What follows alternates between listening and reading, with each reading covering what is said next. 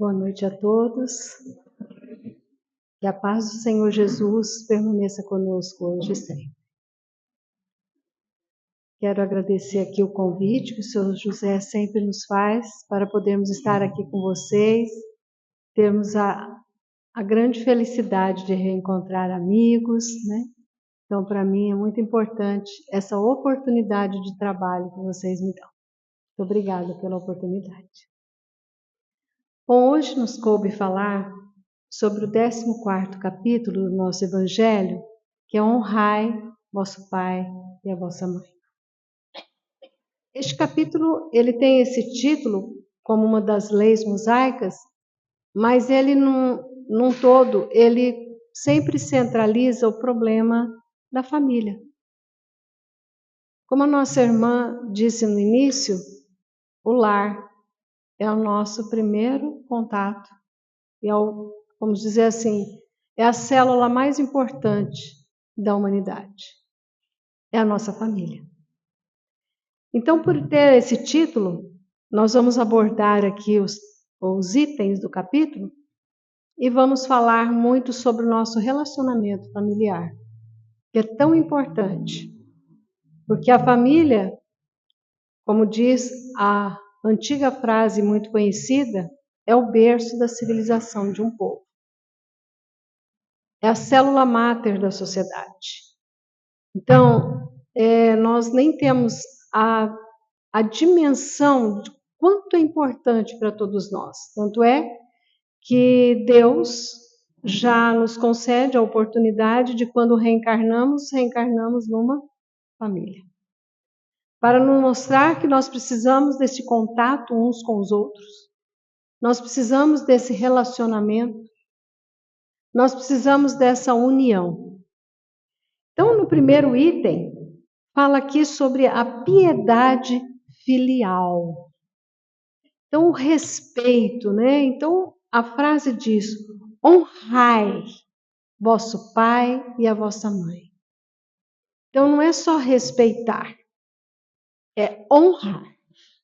É muito mais. Como diz aqui, honrar é ter o respeito, a submissão e a condescendência, o que implica a obrigação de cumprir para com eles de um modo muito mais rigoroso ainda do que a caridade manda para com o próximo.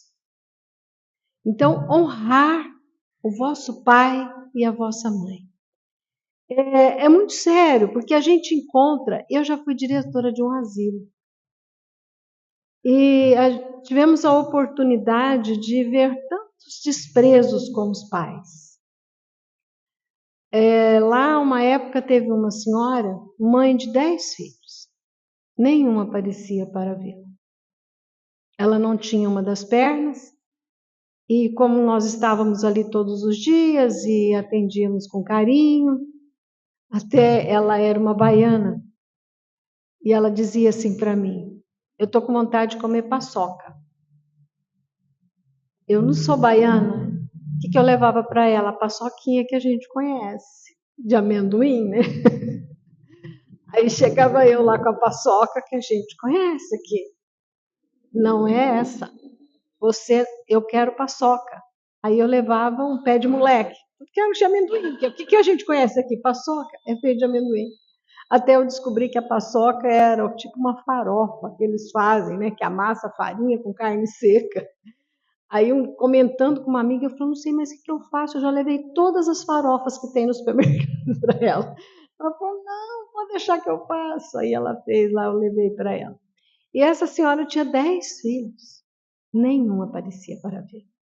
E ela nos reclamava de uma dor aqui no peito, levava ela ao médico e nada, fazia eletrocardiograma, todos os exames, e o médico falou para mim: Mariângela, você já ouviu falar na dor do coração partido?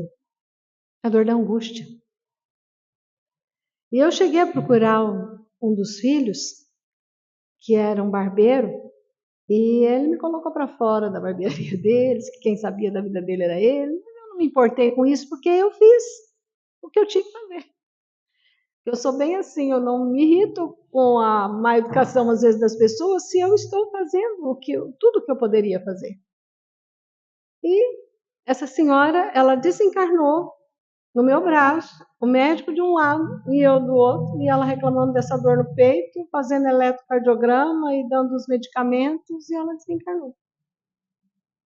Por angústia de querer ver os filhos. Mas eu não tive como supri-la disso, porque ia além das minhas possibilidades. Então aí a gente vê muito desprezo com os pais. É muito triste. É muito triste. Eu tive essa oportunidade também frequentando como voluntária, uma comunidade de dependentes químicos e de álcool. E toda semana faço reunião com eles. E um dia eu cheguei lá, tinha um senhor lá, novato lá. Mas um senhor assim, uns 80 e poucos anos. Fugia a regra ali, né? A maioria ali, no máximo, uns 50 anos. Aí eu cheguei lá e falei, meu Deus, o que esse senhorzinho está fazendo aqui? Aí cheguei perto dele, seu Joãozinho. Seu Joãozinho, tá conversando, falei assim, o que foi que o senhor veio parar aqui? Aí ele falou assim para mim, filha, você vê como é que é. A mulher morreu, eu fiquei sozinho. Enquanto a velha era viva, a gente servia para os filhos, porque eles levavam os netos para a gente olhar. Ia comer lá de sábado, domingo. Mas depois a velha morreu. E a senhora sabe, né?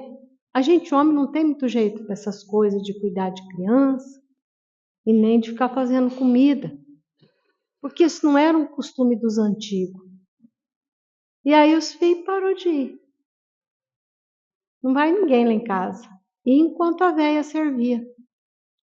Aí, deu de ficar sozinho, eu comecei a ir num boteco que tem na esquina da minha casa, para conversar. Aí lá encontrei os amigos conversavam, mas me dava pinga também. Chegou o ponto de eu ficar caído lá, porque eu não era nem acostumado a beber, eu não bebia. Aí os filhos, falar para os filhos que eu estava caído, que eu estava todo dia bebendo, eles acharam mais fácil, em vez de cuidar de mim, me tacar aqui dentro, que aí alguém cuida. Eles estão pagando aqui direitinho. É triste, né? Chorei junto com ele. Não vou chorar aqui, porque senão estou no comecinho, não vou conseguir falar. Então é muito duro quando nós nos deparamos com situações como essas. A mãe que desencarna com a dor da solidão, da angústia, e o pai que chega ao ponto de virar um alcoólatra, porque os filhos não visitavam mais. Por quê? Porque não servia mais. Porque a mulher cuidava, né, das crianças, fazia comida, aí não tinha mais isso. Então é muito complicado quando a gente vê situações como essa. Com certeza, esses pais, pelos que eles me contavam, foram pessoas que trabalharam muito para criar os filhos. Muito. Deram sangue por eles.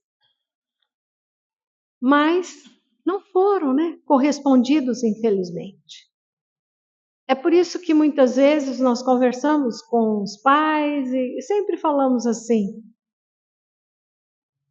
você cria o filho para o mundo, não espere nada em troca, para que a amargura não seja tão grande. Tem filhos que correspondem, sim, com muito carinho, mas infelizmente encontramos também pessoas que relegam, né? Renegam e deixam lá e não visitam mais. Então, como disse aqui, honrar o pai e a mãe é a gente ir a fundo. Não esquecer que foram pessoas que sacrificaram-se muito para nos cuidar, para dar o melhor que podiam. Mas nós também encontramos pais que não correspondem com tudo aquilo que ele deveria também cumprir. Também fazemos parte como voluntária na Casa Abrigo. né? Que aquelas crianças que permanecem ali porque são retiradas de seus lares, porque estão em risco dentro dos seus próprios lares, e a justiça, então, acha por bem colocá-los numa casa para ficar maior segurança. Então, ali eu também vejo esse problema de pais que não correspondem com aquilo que deveriam fazer. E por conta disso, de eu frequentar essa casa-abrigo, e ver ali pais com tanta irresponsabilidade, desse abandono, e também, às vezes, até maltratarem as crianças de uma forma muito rude, porque às vezes elas chegam lá queimadinhas de cigarro pela própria mãe, estupradas pelo pai, as meninas, é comum lá. Então, é muito duro a gente ver isso. E por conta disso, eu pensava comigo, honrai vosso pai e a vossa mãe. Será que é esse mesmo o mandamento? Porque eu tenho percebido muitas pessoas numa angústia muito grande de ter que amar os pais que não corresponderam com o comportamento que deveriam ter. E aí eu fui pesquisar, porque eu falei, como é que eu vou falar para essas crianças, né? Que um dia eles vão ter que honrar. Eu conversava muito com algum dos adolescentes, converso, e digo assim, olha, às vezes por imaturidade dos seus pais fizeram isso, não cabe a nós julgarmos, né? Cabe a Deus, faça a sua parte, que é isso que a gente tem que colocar na cabeça da gente. Mas eu falei assim, mas por que tantas pessoas numa agonia tão grande? E quando eu busquei todas as traduções, eu encontrei. Não é honrar vosso pai e a vossa mãe. É honrar pai e mãe. Não tem o vosso. E aí fomos buscar a explicação mais profunda. Honrar também o papel de pai e de mãe que nós pedimos para Deus. Não posso só exigir que o filho honre o pai e a mãe. Nós também temos que honrar o nosso papel de pais. Nós também temos que nos colocar no posicionamento que ao reencarnarmos nós falamos o quê? Que iríamos aconselhar e direcionar aquelas almas que nós pedimos. Que está também aqui nessa parte do Evangelho, quando diz do parentesco espiritual e do parentesco corporal. Nós pedimos, quando vamos reencarnar, muitas vezes, aquelas almas que nos foram até inimigos no passado, porque nós prometemos que nós vamos nos reencontrar e nos amar. Então, muitas vezes, eu via pessoa assim em agonia, dizendo para mim assim, Maria Ângela, eu cuido do meu pai e da minha mãe, mas eles não foram legais. Eu não consigo amá-los como eu sei que eu deveria amar. Aí eu sempre digo para a pessoa assim, eu sei que é difícil amar, até porque nós vemos que tem o parentesco corporal e o parentesco espiritual. Lá no parentesco espiritual, muitas vezes nós somos inimigos. E nós estamos aqui para nos reconciliar. E às vezes nessa reencarnação é simplesmente uma aproximação. O amor ainda não está muito legal, mas nós estamos nos reaproximando. Faça a sua parte, cuide, o melhor que você puder. Envolva, mas não se cobre daquele amor profundo, porque às vezes é difícil. E a pessoa entra num conflito mental, porque ela acha, ela se obriga a um amor que é muito difícil ainda para ela, porque os pais não corresponderam com o papel de pais. Abandonaram, esqueceram, maltrataram. Como esses dias atrás, chegou uma criança lá na casa um queimado assim, uma menininha de 3 aninhos, vermelho assim, aquilo parecia tudo pururucado, parecia uma massa de pastel, assim, nossa. Porque os pais brigando, embriagados, drogados, ela no colo da mãe, o pai jogou uma panela de água quente na mãe, pegou tudo na menininha, tirou toda essa pele aqui. Aí chegaram lá, de repente, 3, 4 crianças, seus irmãozinhos e essa menininha nessa condição. Então aí essa menina vai crescer e amanhã pode ser que ela até cuide. Mas como que ela vai amá-los profundamente? Às vezes nós aqui nos amamos mais do que muitas vezes parentes consanguíneos, exatamente por causa dessas desavenças de outras vidas. Mas nós pedimos, como está aqui no Evangelho, para reencarnar numa mesma família. Vocês sabem que existem casos de abortos espontâneos? Porque a pessoa, antes da concepção, combina lá. Não, eu quero como filho, eu quero como meus pais. Só que durante a gestação, que vai havendo essa aproximação, não consegue. E muitas vezes acontecem os abortos espontâneos. A pessoa não segura. Por quê? Porque ali não tá batendo, porque pediram, mas não conseguem corresponder. E às vezes existem as outras oportunidades de outras gestações, né? E quem sabe vem o espírito. Então, por isso que neste capítulo compete muito a nossa integração familiar, nosso relacionamento familiar. É importante sabermos disso. Muito importante sabermos que nós estamos reencarnados numa mesma família consanguínea, eu quero dizer, consanguínea, para nos reencontrarmos. Vocês podem perceber, por exemplo, quem tem mais de um irmão, às vezes se dá melhor com um do que com o outro. Por quê? Porque ali já há uma afinidade.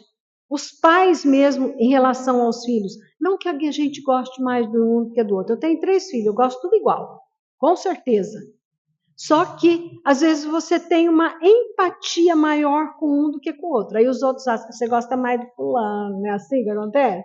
A mãe gosta mais do fulano, do ciclano.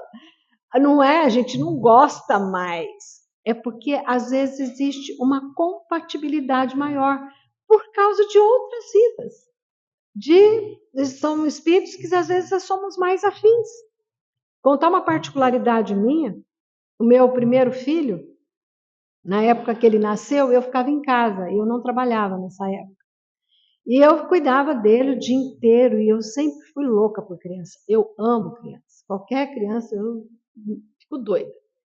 E imagina o meu filho.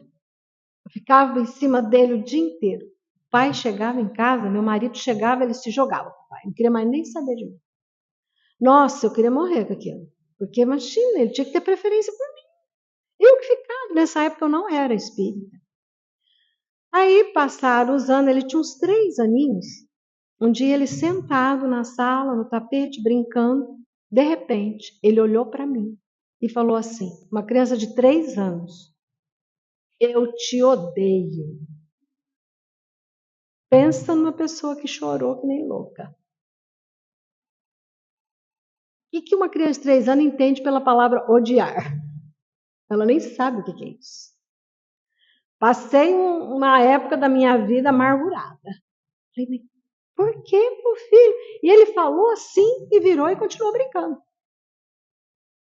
Aquilo me acabou. Mas dali uns tempos, né, a mediunidade aflorou, precisamos começar a frequentar o centro, entender sobre o espiritismo. E quando eu aprendi, eu falei, tá aí.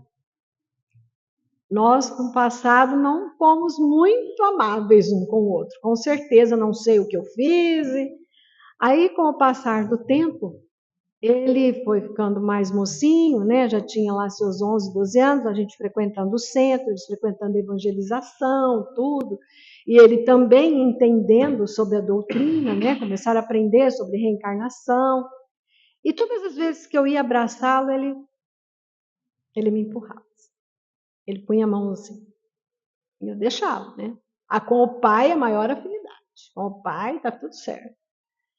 E aí ele tinha uns 12, 13 anos, já estava assim maior que eu.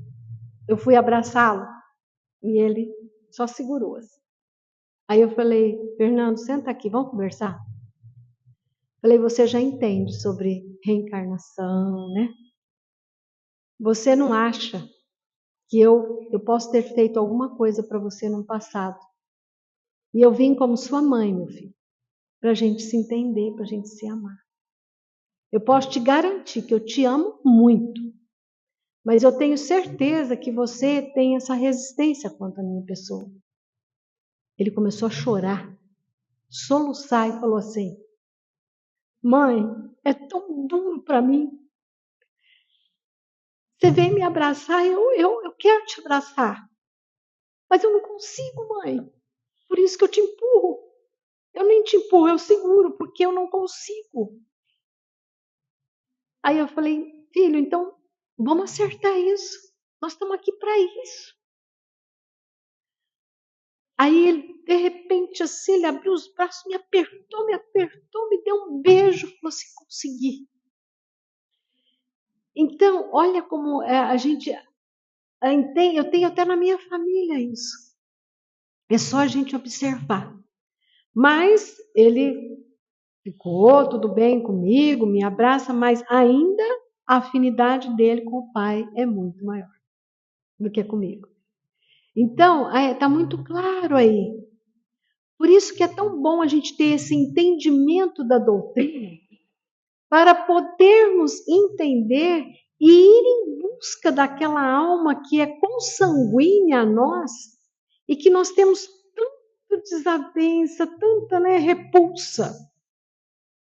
E aí a gente buscar, porque se nos foi nos dado a oportunidade nesta reencarnação, não podemos deixar de aproveitar. Não podemos deixar. Nós temos que ir em busca. E muitas vezes vem na figura, de irmãos, pais, filhos, sogra, sogro, cunhados. Aí as pessoas falam assim, mas não é consanguíneo, mas vieram no pacote do casamento. E se vieram no pacote do casamento, é porque tinha que um dia se reaproximar. Porque muitas vezes, aqui na casa, por exemplo, vocês se encontram e a afinidade é muito maior do que com lá dentro de casa. E é tão gostoso, né? Eu falo assim que nós, dentro da doutrina, é muito claro isso. Essa reaproximação de almas. É tão interessante que as pessoas falam assim, por que tem várias casas espíritas? As pessoas perguntam muito sobre isso. E é tão interessante a gente ver isso, porque realmente no fundo é tudo igual. Todo mundo acredita igual, as composições são iguais, e unem-se espíritos afins. Tanto é que tem pessoas que frequentam uma casa, frequentam outra, depois fica no outro. Ela fica ali, porque ali ela se encontrou. Quer dizer, ela foi e reuniu com aquelas almas afins, que tinham uma aproximação. Eu vejo isso lá na nossa casa hoje. A gente vê que é um reencontro de almas, que é uma afinidade tão grande que a gente forma uma família. A gente forma uma família. Às vezes você conta muito mais dos seus problemas para uma pessoa daqui, que você encontra, que trabalhamos junto, que a gente se reúne aqui, eu sei que vocês fazem isso, uma sopa, uma promoção para casa, e a gente cria uma afinidade, e às vezes você conta muito mais os seus problemas para essas pessoas daqui do que para o lado de casa. Então, é uma afinidade. Então, vão encontrando esses grupos, almas afins. Com certeza há ali um parentesco espiritual. Tem pessoas que você nunca viu, mas quando você encontra, nossa, parece que conhece desde a infância. porque é um reencontro de almas. Então, por isso que existe o parentesco espiritual e o parentesco consanguíneo.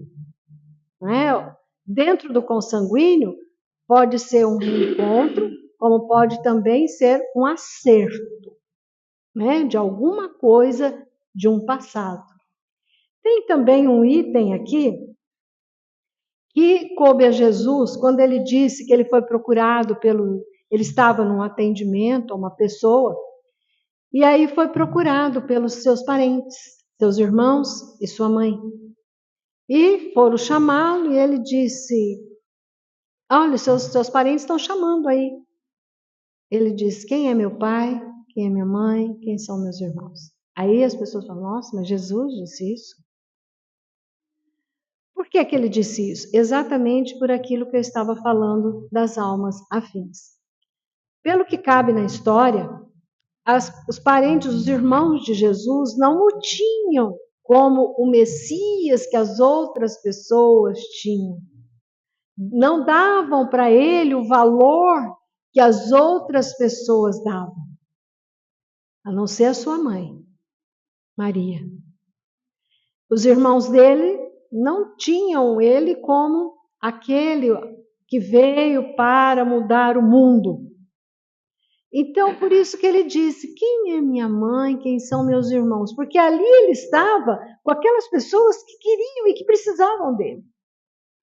E a família dele, que não acreditavam que ele era o Messias, o estavam chamando. Então, por isso que quando nós estamos reunidos assim, e muitas vezes algum familiar nos chama, mas nós estamos aqui com as pessoas que realmente nós nos comungamos, né, com o mesmo pensamento, com a mesma afinidade, e é gostoso. É por isso que eu acho muito bom quando a gente chega numa casa espírita e eu observo as pessoas, não aqui, porque eu não conheço muitas pessoas, né, mas eu vejo assim, chegar todo mundo, e um conversa ali, outro conversa aqui, é gostoso, não é? A gente, oi fulano, oi. E nem eu cheguei aqui, eu já os conheço, cumprimentamos, mas eu vejo todo mundo. Às vezes lá na nossa casa está um converseiro assim, aí as pessoas ainda falam assim: nossa, mas esse povo está conversando. Eu falei: deixa, é uma festa, a gente está se reencontrando, é o dia de encontrarmos os amigos. Então, é gostoso, não é? A gente chega aqui: oi, tudo bom? E aí, tal, cumprimento, olha o frio que fez ontem, não sei o quê. É um reencontro. Então, toda quinta-feira, vocês se reencontram. É gostoso, fora os outros dias aí que vocês têm. Então, por isso que Jesus disse que ele estava ali com aquelas pessoas que tinham como ele aquele objetivo. E a família dele não. Então, ele mostrou ali que a importância de sermos um só. De termos tudo como a família universal. Então, muitas vezes nós estamos mais próximos, não daqueles que nós temos no sangue, mas daqueles que comungam conosco dos nossos mesmos pensamentos e da mesma credibilidade. Por isso que há, às vezes, dissensões numa família, porque, às vezes, numa família tem 5 religiões diferentes. E aí, às vezes, fica difícil se entender, né? Então, sempre eu ouço assim as pessoas falarem: então é difícil porque a minha irmã agora ela é evangélica e ela não aceita o espiritismo de jeito nenhum. A outra é católica, então o católico ainda a gente se entende, mais o evangélico. Então ninguém pode falar em religião. Então, mas essa comunhão de pensamentos acaba o quê? O respeito um ao outro. Por isso que disse aqui: honrai vosso pai e a vossa mãe. Se nós aqui, algum de nós aqui, eu não posso dizer isso porque eu tive pais maravilhosos e que eu procuro, fazendo isso que eu estou fazendo aqui agora, e todo o trabalho que eu faço é honrando todo o ensinamento que eles me deram. Porque eu tive pais maravilhosos, caridosos, empenhados no bem, e se tudo que eu faço hoje com a maior naturalidade é porque já veio do berço. Para mim é tudo muito normal. Na minha casa, final de ano, eram montanhas de cesta básica que iriam ser distribuídas. Na época do frio, era um monte de cobertor que iriam ser distribuídos. Então, para mim, tudo isso é muito normal. Eu aprendi. Então, são pais maravilhosos que o que eu faço hoje é honrando e respeitando tudo que eles me ensinaram. Mas, se existe alguém aqui que teve problema com seus pais, de abandono, de maus tratos, não cabe a nós.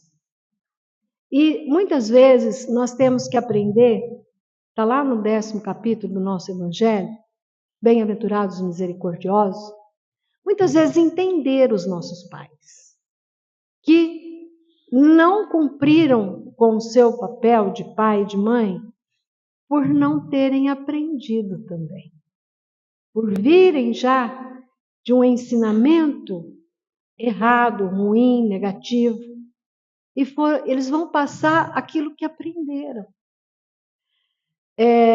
Esses dias atrás, conversando com uma pessoa que nos contou a seguinte história, e eu pedi para ela licença se eu poderia contar em palestra, não citando nomes, é claro. Ela falou, claro, se servir para suas palestras, porque eu gosto muito de contar assim, histórias da vida real. E essa moça que hoje ela deve ter os seus 57, 58 anos, nos contou que a mãe era uma prostituta. E uma vida lá, quando ela cresceu, vendo a mãe, né, na prostituição, tendo uma casa, a mãe dela montou, tinha uma casa de prostituição, mas nunca deixou ela se envolver nesse mundo, não. A mãe sempre tendo ela à parte, fazendo questão dela estudar, dando todo o suporte para ela e para o irmão dela, né, um suporte bom. Mas ela sempre revoltada, e queria conhecer o pai, a mãe não sabia do pai, e aquela angústia. Foi numa época que ela já tinha uns 18, 19 anos, ela brigou com a mãe e foi morar em Uberaba. Deixou a mãe e foi para Uberaba e ficou lá. Estudou, fez faculdade, a mãe ajudou financeiramente, mas ela ignorava a mãe. Ficou lá um tempão, nunca mais, a mãe morava aqui na região, nunca mais veio, e a mãe ficou sozinha e foi ficando doente, até que um dia ligaram para ela, falaram que a mãe estava muito doente. Aí ela veio para a casa da mãe, já com uma certa idade, assim, já quase seus 30 anos, um pouquinho mais de 30 anos, que ela falou, acho que 35. E aí, quando ela encontrou a mãe estava acamada, sendo cuidada por vizinhos. E aí a mãe na cama, já bem ruinzinha, ela sentou do lado da cama da mãe, ela falou, Mariângela, pensa numa pessoa que chorou e se arrependeu pro resto da vida. A minha mãe pegou na minha mão e eu ainda virei para ela e falei assim, mãe, você vai morrer e não vai me falar quem é meu pai? Porque naquela época, assim, mais de 50 anos, não punha nome do pai, não era obrigado, hoje é obrigado na certidão de nascimento, naquela época não existia DNA, não existia nada, então. Aí a mãe falou para ela assim, minha filha, passei uma vida, mas eu vou te contar a minha história agora. Porque agora eu estou percebendo que eu estou indo. Quando ela tinha uns 13 anos, a mãe dela, ela era uma menina muito bonita, uma adolescente muito bonita, mas de uma família muito pobre, tinha 5 crianças, moravam num sítio, o pai era caseiro lá do sítio, e eles iam na cidade fazer compra, e um farmacêutico da cidade se encantou por ela. E o pai meio que a vendeu para este farmacêutico que era casado, colocou ela para morar no fundo da farmácia, num quartinho, para ele ter os encontros dele com ela. A esposa talvez até soubesse, mas ficou quieta. E ele mantinha a família dela, com tudo que eles precisavam. E ali ela ficou morando no fundo dessa farmácia. Aí ele começou a deixar que ela ajudasse lá na farmácia. E lá na farmácia, um rapaz se encantou por ela, eles começaram a conversar, e ele então disse para ela que iria pegá-la para fugir com ela. E esse farmacêutico ficou sabendo. Trancou ela por 2 anos neste quartinho, ela não podia sair dali. Por 2 anos, ela não saía na porta. Ele levava comida lá para ela, tinha o seu relacionamento lá com ela, e ela tinha que ficar lá. Aí depois de 2 anos, ele começou a deixar ela sair. Aí ela saía e ia lá na farmácia.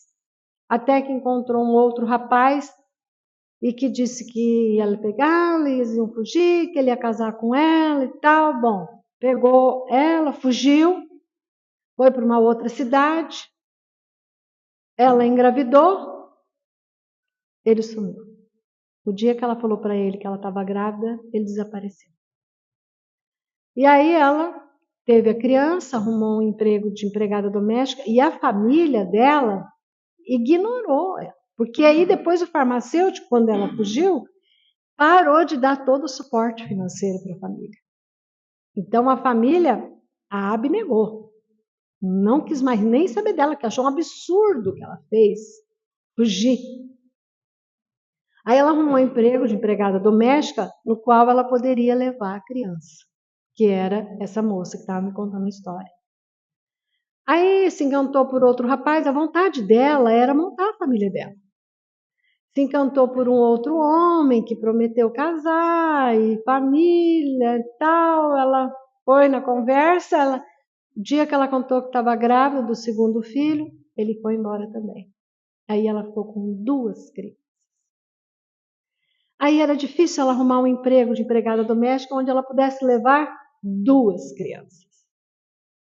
Foi quando uma amiga chegou para ela e falou assim: vamos montar uma casa de encontro de casais, que aí você pode ter teus filhos, você cuidar dos teus filhos e ganhar um dinheiro, porque ela tinha que ganhar um dinheiro para sustentar esses filhos. Como é que ia fazer?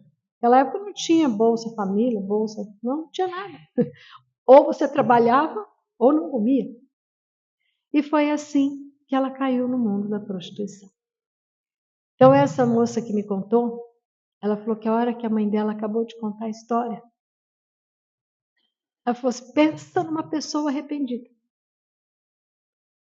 Aí eu fui ter o cálculo de quanto a minha mãe sofreu para criar eu e meu irmão. E foi quando ela falou assim: depois disso, eu cuidei dela muito bem. Pena, Maria Ângela, que foi muito pouco tempo. Ela disse para mim: o que você fala para mim se neste pouco tempo que eu tive com ela, eu fiz o melhor que eu pude? Eu falei: minha filha, você não sabia da outra parte. É aquela história do Chico Xavier: a gente não pode mudar o começo, mas a gente pode fazer um novo fim. E o que você fez? Você fez um novo fim. Você cuidou, você honrou a sua mãe por muito pouco tempo, mas você honrou o seu papel de filha. Então não cabe a nós muitas vezes julgarmos os nossos pais, porque nós não sabemos, muitas vezes tem alguma história dessa por trás que eles nunca nos revelaram. E muitas vezes nós abnegamos, renegamos e ali tem uma história muito triste. Por isso, que não cabe a nós julgarmos. Deus sabe o que faz. Se nós que somos espíritas acreditamos na reencarnação, nós sabemos que nós estamos aqui para quê? Para acertarmos os nossos ponteiros, para nos acertarmos uns com os outros e não fugirmos desses relacionamentos difíceis. Não podemos fugir. Nós temos é que recuperá-los, porque está sendo nos dado uma chance. Então, este capítulo, ele fala muito sobre isso, sobre a família. Por isso que eu falei para vocês que eu ia falar sobre um pouquinho do relacionamento familiar, que é tão importante. Porque numa família tem que ter algumas pedras angulares. Por exemplo, autenticidade. Dentro de uma família, nós temos que ser autênticos um com o outro. Principalmente os pais com os filhos e os filhos com os pais. Honestidade. Os pais têm que ser bons exemplos. Não é assim que a gente aprende? Que a melhor forma de você ensinar qual que é? Pelo exemplo. Igual aquela historinha do pai que foi levar 2 filhos para assistir um jogo de futebol, um de 7 e um de 5 aninhos. E os dois eram do mesmo tamanho, assim. O de 5 cresceu mais, o de 7 não cresceu muito. Aí chegou lá e tinha uma placa. Acima de 5 anos, paga a entrada, abaixo não. Aí o pai falou, eu quero 2 ingressos. Aí o rapaz estava vendendo, falou, mas qual a idade das crianças? Ele falou assim, esse tem 5, esse tem 7. Ah, se o senhor falasse que os dois tivessem 5 anos, o senhor pagaria um ingresso só. Ele falou, poderia até ser que eu economizasse o preço de um ingresso, mas eu perderia diante dos meus filhos aquilo que eu tenho de mais caro, que é a minha moral, porque eles sabem a idade que eles têm. Então, isso é muito importante, sermos autênticos, verdadeiros dentro do nosso lar. Não adianta sermos uma coisa dentro de casa e outra fora de casa. A criança, ela observa tudo. É uma anteninha parabólica. Ela sabe tudo que você faz, que você fala quando você está mentindo. E depois, não pode cobrar deles que sejam verdadeiros. Porque você começou por você. Então, o relacionamento familiar precisa de muita autenticidade. Uma outra pedra angular é a assistência, que nós falamos, a assistência aos idosos. Né? Pode até, gente, eu não sou contra, às vezes a pessoa está num problema difícil para cuidar de um idoso dentro de casa, às vezes a pessoa tem que trabalhar, não é? Não fica ninguém em casa. Colocar num abrigo não é problema. Não é, porque às vezes ela vai ser muito melhor assistida num abrigo do que dentro da sua casa. Mas não deixa de visitar. Não deixa de visitar, de levar alguma coisa que a pessoa goste de comer no domingo, ou de cada 15 dias. Certa feita, meu pai estava internado em Rio Preto, quando ele teve câncer, e eu ficava com ele, às vezes, 20 dias dentro do hospital, ali na Beneficência. E como ele fazia quimioterapia, e as quimioterapias dele duravam 25 horas, cada quimioterapia, por causa do problema do coração dele, então ela era bem lenta. E eu não podia dormir, porque eu tinha que ficar olhando o braço dele, porque se ele se mexesse, poderia escapar a agulha, e eles falam que é forte, que queima a pele. Então eu ficava ali. Aí eles davam 4 horas de descanso e aplicava outra. Então nessas 4 horas eu nem conseguia dormir. Às vezes eu ficava uma semana sem dormir. Eu ia dar uma volta ali perto do hospital. E um dia, dando uma volta perto do hospital, eu vi uma moça, assim, parecia uma enfermeira, com uma senhorinha andando na calçada. Aí eu adoro, né, idoso, adoro criança. Aí eu cheguei próximo e já comecei a conversar, porque eu também precisava conversar. Eu estava muito presa dentro do hospital sozinha. E aí eu falei, vocês estão passeando? Tal, e fui andando com elas. Aí a moça falou assim, não, é por causa de uma casa, abrigo que tem aqui. Bem chique, assim. Era ali perto, agora mudou dali. E aí eu falei, tem? Pô, a gente não pode ir lá conversar um pouquinho? Ela falou assim, pô, vamos lá. Aí eu fui lá, nessa casa ali, que abrigava alguns idosos. Era até bem chique, assim. Aí essa senhorinha falou assim para mim, você quer ver o meu quarto? Aí a moça falou, pode ir lá com ela. Aí eu fui.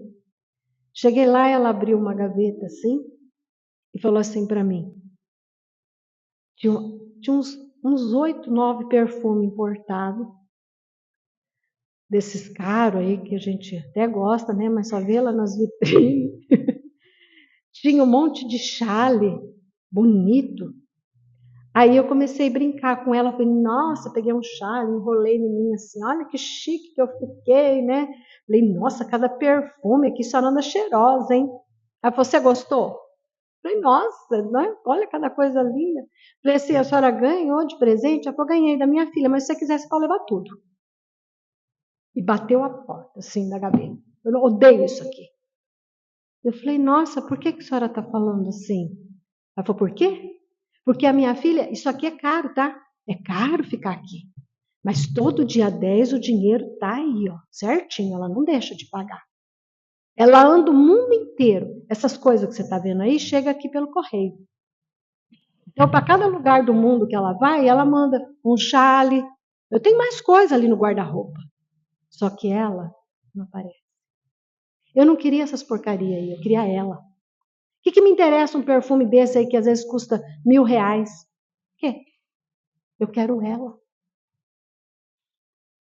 Então, infelizmente, às vezes a gente vê que as pessoas substituem, né, a assistência ao idoso a coisas materiais.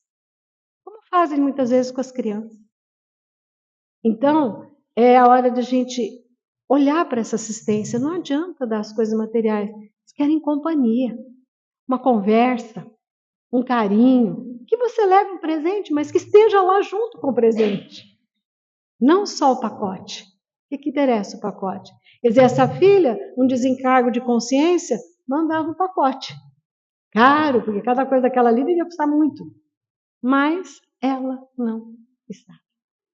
Então, a assistência aos idosos, uma das pedras angulares da família, até porque os filhos, as crianças estão vendo a assistência que você está dando aos pais, aos avós.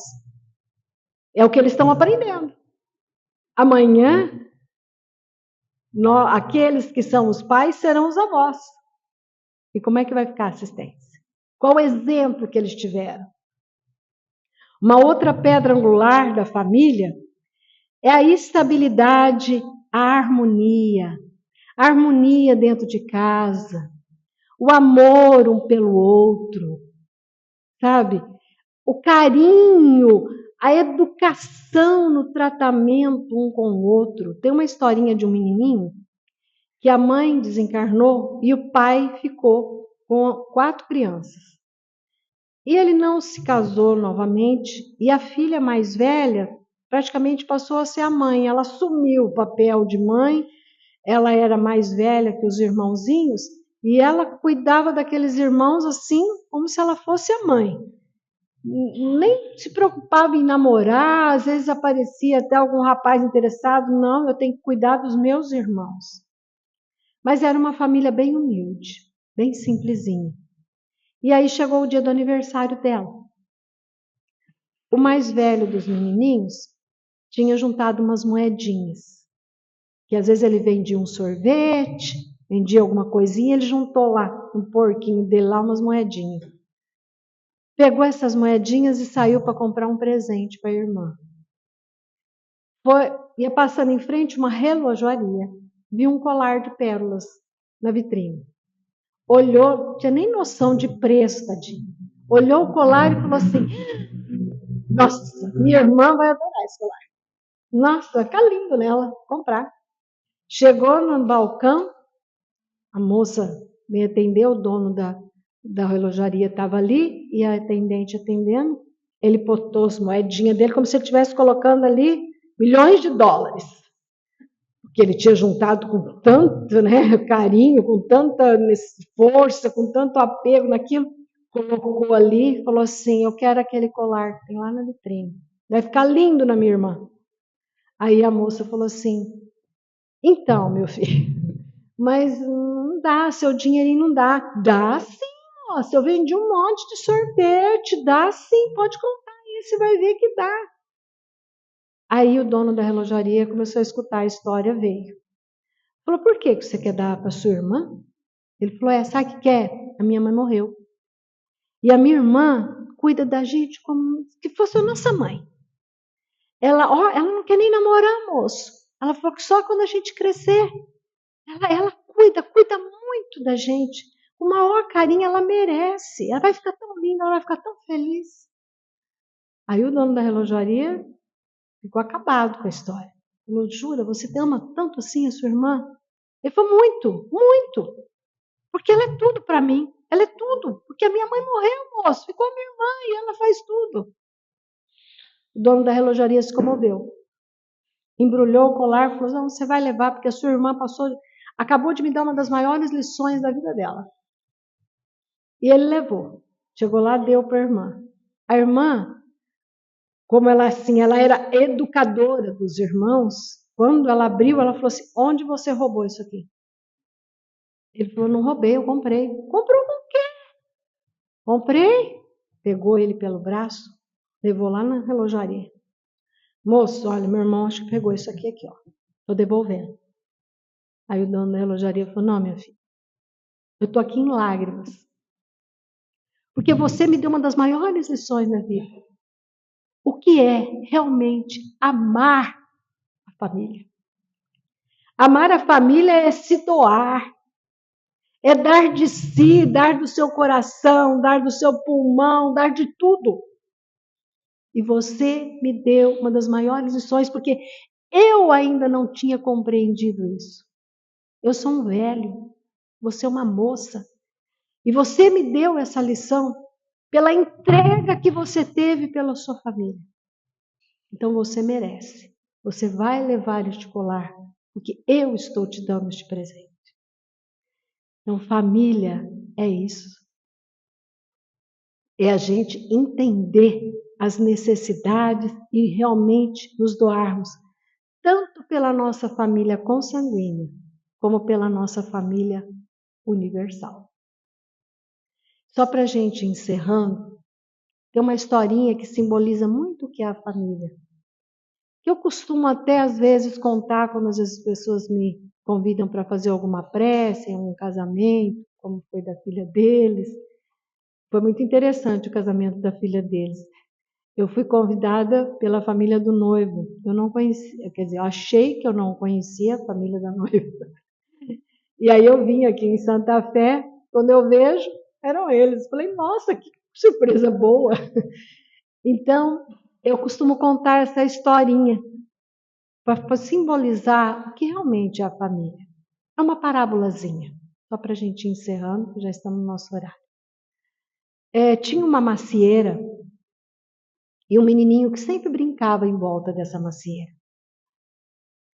E ele ficava ali brincando e um dia ele ficou um tempo sem ir lá. Quando ele chegou, a macieira falou assim, meu filho, há quanto tempo você não vem aqui?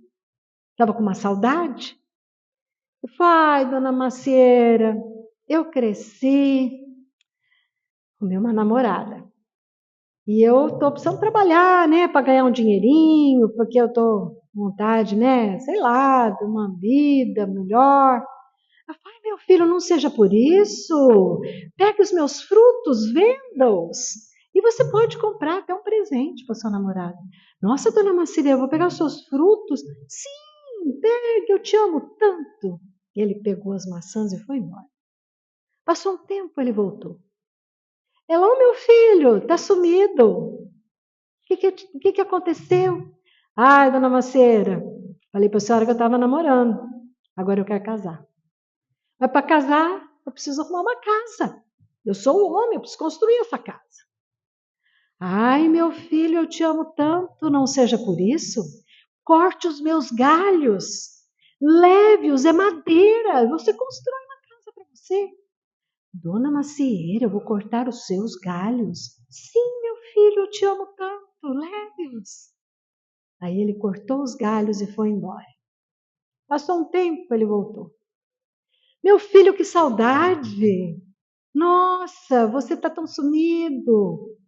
Ai, dona Macieira, estou tão cansado de trabalhar. Eu queria mesmo era ter dinheiro para comprar um barco, para poder pescar. Ai, meu filho, eu te amo tanto, não seja por isso. Corte o meu tronco, leve-o, faça um barco para você. O seu tronco, dona Macieira? Sim, meu filho, eu te amo tanto. Ele cortou o tronco da macieira e foi embora. Passou um tempo, ele retornou. Ai, dona Macieira, estou tão cansado. Nossa, meu filho, você estava tão sumido. Então, dona Macieira, eu estou muito cansado e o que eu mais queria agora era um lugar que eu pudesse me recostar e passar o resto dos meus dias. Aí ela disse, não seja por isso, meu filho. Eu te amo tanto. Recoste-se nas minhas raízes e passe o resto dos seus dias. Isso é a família. É o nosso porto seguro.